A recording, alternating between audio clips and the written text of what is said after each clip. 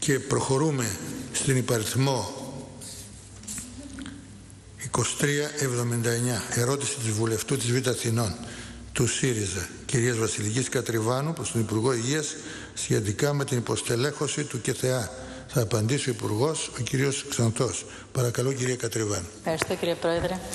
Κύριε Υπουργέ, οι ευάλωτες κοινωνικές ομάδες είναι από τα πρώτα θύματα στην κρίση, στη συνεχιζόμενη παρατεταμένη κρίση, και βέβαια και οι φορείς που τα στηρίζουν, ειδικά τώρα όμως που θα θέλαμε περισσότερο από ποτέ ένα ενισχυμένο δίκτυο κοινωνικής προστασίας. Ξέρουμε ότι εντείνεται η εξάρτηση, έχουμε επιδείνωση της ψυχοσωματικής κατάστασης των χρηστών, ασθεγία, εξάπλωση λιμωδών νοσημάτων, χρήση νέων ουσιών, μείωση κινήτρου για θεραπεία και μεγαλύτερες δυσκολίες στην επανένταξη μετά τη θεραπεία. Και όπως ξέρουμε, το ΚΕΘΕΑ είναι το μεγαλύτερο δίκτυο απεξάρτησης και κοινωνικής επανένταξης της χώρας μας και έχει ένα σημαντικό πρόβλημα υποστελέχωσης. Από την αρχή της κρίσης, το 2009 μέχρι τώρα το 2015, μέχρι τέλος του 2015 δηλαδή, έχει χάσει 110 άτομα συνολικά, χωρίς να έχουν αντικατασταθεί λόγω της δημοσιονομικής προσαρμογής. Σήμερα το ΚΕΘΕΑ έχει 453 εργαζόμενους που καλύπτουν τις ανάγκες ενός πανελλαδικού δικτύου που έχει 100 μονάδες σε 26 πόλεις και 19 σοφρονιστικά καταστήματα. Πολύ σημαντική δουλειά για το χώρο της θεραπείας, της συμβουλευτικής, της απεξάρτησης, της πρόληψης. Ας πούμε, για τη θεραπεία δίνει υπηρεσία σε 13.000 άτομα και στην πρόληψη 5.000 άτομα. Η υποστελέχωση αφορά την περιφέρεια, αλλά και τον ευαίσθητο χώρο των φυλακών. Για παράδειγμα, η μονάδα που πρόσφατα εγκαινιάστηκε τον Οκτώβριο και από τον Πρωθυπουργό στα Διαβατά είναι υποστελεχωμένη, ο Προμηθέας, αλλά και το 2015 διακόπηκε η λειτουργία των 7 πολυδυνάμων διαγνωστικών κέντρων του ΚΕΘΕΑ για άτομα με διπλή διάγνωση, δηλαδή και εξάρτηση και ψυχιατρική διαταραχή, λόγω ότι έληξαν οι συμβάσεις του ΕΣΠΑ, συμβάσεις του προσωπικού. Η διακοπή ήταν πλήγμα και για το φορέα αλλά και για τους χρήστες, που είναι δύσκολο να μπουν σε άλλες θεραπευτικές δομές λόγω της συγκεκριμένης κατάστασης της διπλής, ας πούμε, διάγνωσης, και το Υπουργείο ανταποκρίθηκε, το αναγνωρίζουμε, και έδωσε τη δυνατότητα επαναπρόσληψη 42 μελών του θεραπευτικού προσωπικού για τα κέντρα, αλλά μόνο για 8 μήνες. Έτσι, το δεύτερο εξάμηνο του 2016, τα πολυδύναμα ψυχοδιαγνωστικά κέντρα θα υποχρεωθούν ξανά να διακόψουν τη λειτουργία, γιατί θα έχουν λήξει οι συμβάσεις. Και ρωτάμε, πότε θα δοθεί στο ΚΕΘΕΑ η δυνατότητα για την πραγματοποίηση των 35 προσλήψεων θεραπευτικού προσωπικού αορίστου χρόνου, οι οποίες έχουν προαναγγελθεί, και με ποιο τρόπο θα εξασφαλιστεί η ένταξη των 42 θεραπευτών που στελεχώνουν τα πολυδύναμα ψυχοδιαγνωστικά κέντρα μετά τη λήξη της 8μηνης σύμβασης στο μόνιμο προσωπικό του ΚΕΘΕΑ, ώστε να αποφευχθεί η νέα διακοπή της λειτουργίας τους και νέα ταλαιπωρία και νέος κύκλος, ειδικά αφού έχουν αυτές τις ευάλωτες ομάδες. Ευχαριστούμε. Έχετε το λόγο. Αγαπητοί συνάδελφε, νομίζω ότι είναι μια ερώτηση που είναι κέρια, έχει συζητηθεί και με εκπρόσωπο άλλης συμβουλευτικής ομάδας στη Βουλή.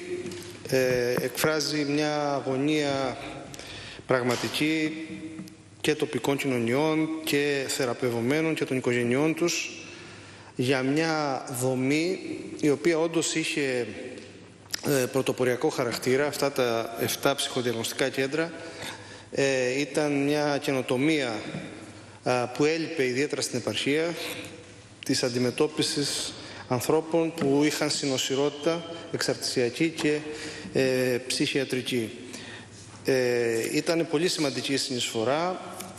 Καλύφθηκαν οι ανάγκες για 2 χρόνια πάνω από 1.400 ανθρώπων και μελών των οικογενειών τους. Υπήρξε εξωτερική αξιολόγηση, η οποία ήταν πάρα πολύ θετική. Η αποτίμηση δηλαδή της δουλειάς αυτής ήταν ιδιαίτερα θετική, και ακριβώς για αυτό το λόγο και το ΚΕΘΕΑ έχει προτείνει, με βάση τα κριτήρια και τα δεδομένα της αξιολόγησης σε 3 περιφέρειες, δηλαδή Αθήνα, Θεσσαλονίκη και Κρήτη, να εξακολουθήσει η συνέχεια της λειτουργίας αυτών των δομών με τη σημερινή μορφή του κλασικού, δηλαδή πολυδύναμου ψυχοδιαγνωστικού κέντρου, και στις υπόλοιπες 4 περιφέρειες, Ήπειρο, Θεσσαλία, Πελοπόννησο και Βόρειο Αιγαίο, να μετεξελιχθούν σε πολυδύναμα κέντρα συμβουλευτικής και υποστήριξης, προσπαθώντας πέρα από την αντιμετώπιση των ανθρώπων με διπλή διάγνωση να καλύψουν και όλο το φάσμα των εξαρτήσεων, και αλκοόλ και τις αναδυόμενες εξαρτήσεις όπως είναι ο τζόγος και το διαδίκτυο, να υπάρχει δυνατότητα βραχίας νοσηλείας, ιδιαίτερα σε νέους και έφηβους, και επίσης να υπάρχει και μια πιο συστηματική προσπάθεια διασύνδεσης με άλλες υπηρεσίες αντιμετώπισης είτε αναγκών απεξάρτησης είτε αναγκών ψυχικής υγείας. Υπάρχει λοιπόν η δυνατότητα, επειδή ακριβώς πρόκειται για μετεξέλιξη αυτών των κέντρων, να αναζητηθεί χρηματοδότηση και από ευρωπαϊκούς πόρους. Εμείς πιστεύουμε δηλαδή ότι με τις 35 θέσεις μόνιμου προσωπικού, οι οποίες θα αποκηρυχθούν ενδεχομένως στον επόμενο μήνα, μόλις ολοκληρωθεί η πρώτη δέσμη προσλήψεων μόνιμου προσωπικού στο σύστημα υγείας, ακολουθεί άλλη μία 2.440 εργαζομένων. Ανάμεσα σε αυτούς 80 αφορούν δομές αντιμετώπισης των εξαρτήσεων και 35 από αυτούς αφορούν το ΚΕΘΕΑ. Είναι συμβάσεις ιδιωτικού δικαίου αορίστου χρόνου. Για πρώτη φορά γίνονται μετά από το 2006 προκήρυξη τέτοιων θέσεων. Πιστεύουμε λοιπόν ότι με την ενίσχυση του ΚΕΘΕΑ από τις προσλήψεις αυτές και με την δυνατότητα επιχορήγησης από ευρωπαϊκούς πόρους αυτών των μετεξελιγμένων κέντρων, συνεργικά λοιπόν μπορεί να διασφαλιστεί η βιωσιμότητα συνολικά όλων αυτών των 7 ψυχοδιαγνωστικών κέντρων σε όλη τη χώρα και πέραν της 15ης Σεπτεμβρίου που λήγουν οι 8μηνες συμβάσεις. Νομίζω ότι το ΚΕΘΕΑ κάνει μια εξαιρετική δουλειά και σε αυτό το πεδίο. Η συνεισφορά του ως ενός κρίσιμου δημόσιου φορέα που συνεισφέρει πάρα πολύ στο κομμάτι της θεραπείας, της απεξάρτησης και της κοινωνικής επανένταξης αλλά και της πρόληψης, νομίζω είναι αδιαφυσβήτητη, και η βούληση της πολιτικής ηγεσίας είναι να στηριχθούν τα προγράμματα αυτά, ακριβώς επειδή και εμείς ξέρουμε ότι στην κρίση αυξάνονται τα αιτήματα, αυξάνεται η επίπτωση της εξάρτησης και οι ανάγκες πολλαπλασιάζονται, και οφείλει μια σύγχρονη πολιτεία να αναβαθμίζει και σε αυτό το επίπεδο την κοινωνική φροντίδα. Κυρία Κατριβάνου, έχετε ξανά το λόγο. Ευχαριστώ.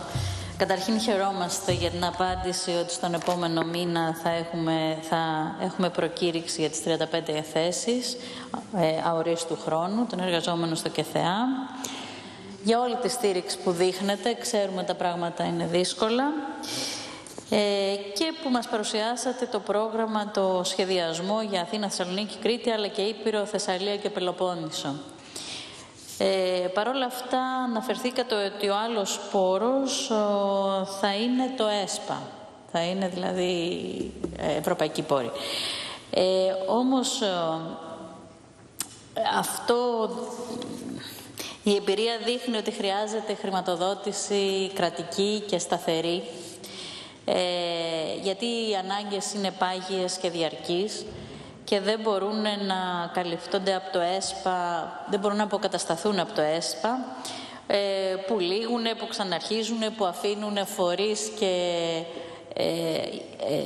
χρήστες υπηρεσιών ακάλυπτους και δημιουργούν μια ανασφάλεια. Οπότε θα θέλαμε να επιμείνουμε ότι πέρα από το ΕΣΠΑ χρειάζεται να αυξηθεί η σταθερή κρατική χρηματοδότηση, ώστε να καλυφθούν αυτές οι πάγιες ανάγκες και να μην υπάρχει αυτή η αναταραχή 2 φορές το χρόνο, για παράδειγμα, όπως για παράδειγμα με το ΚΕΘΕΑ και τα ψυχοδιαγνωστικά κέντρα. Επίσης θέλουμε να σας ρωτήσουμε σε ένα γενικότερο επίπεδο πώς θα ενεργοποιηθεί το Εθνικό Σχέδιο Δράσης για τα Ναρκωτικά, το οποίο ήταν αποτέλεσμα διαβούλευσης μεταξύ διαφόρων φορέων και οργανώσεων και φυσικά του ΚΕΘΕΑ και του Υπουργείου, ώστε να προχωρήσουν οι αποφάσεις που έχουν ληφθεί εκεί, ύστερα από σχέδιο και μελέτη. Και σε αυτή την κατεύθυνση θα μας έχετε βέβαια στο πλευρό σας, κύριε Υπουργέ.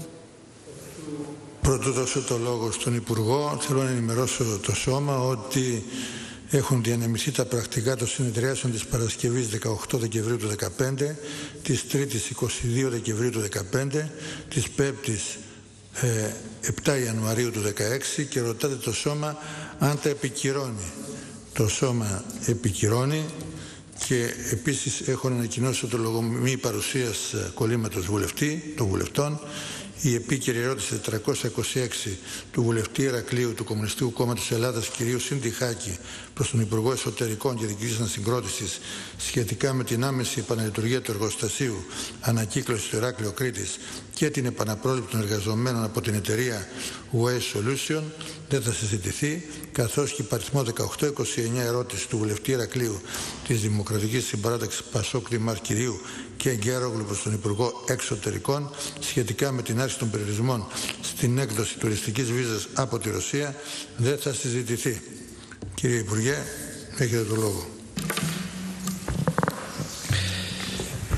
Η ανάγκη να υπάρξει σταθερή χρηματοδότηση από τον κρατικό προϋπολογισμό για όλο αυτό το φάσμα των δράσεων και της προσφοράς που έχουν οι φορείς που αντιμετωπίζουν προβλήματα εξάρτησης είναι αδιαφυσβήτητη. Φέτος αυτό το οποίο καταφέραμε είναι μέσα στον προϋπολογισμό του 2016 να διασφαλίσουμε τη χρηματοδότηση αυτών των θέσεων.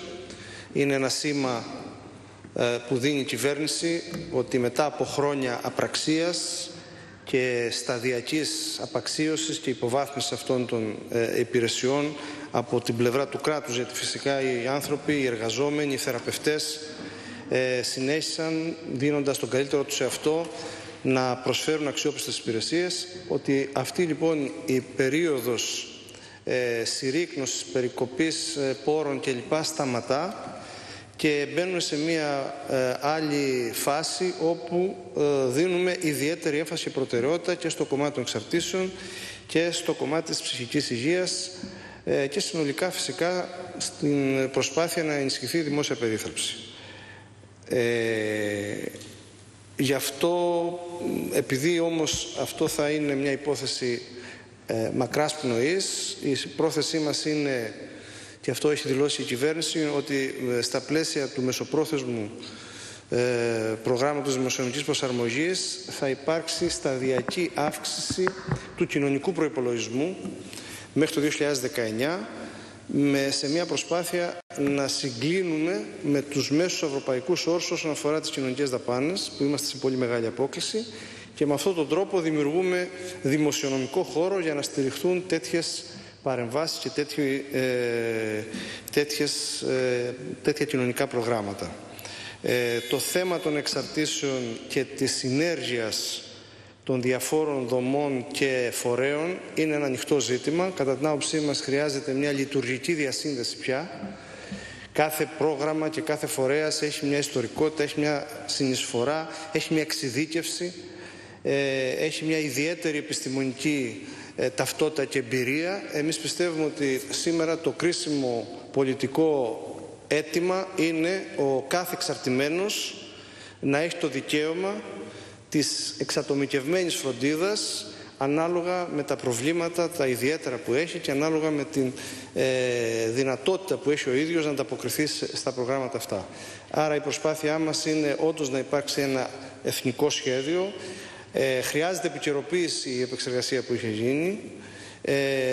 Χρειάζεται δηλαδή να πάμε σε ένα πιο συνεκτικό σχέδιο, το οποίο δεν θα είναι απλώς σειραφή των επιμέρους σχεδίων κάθε φορέα.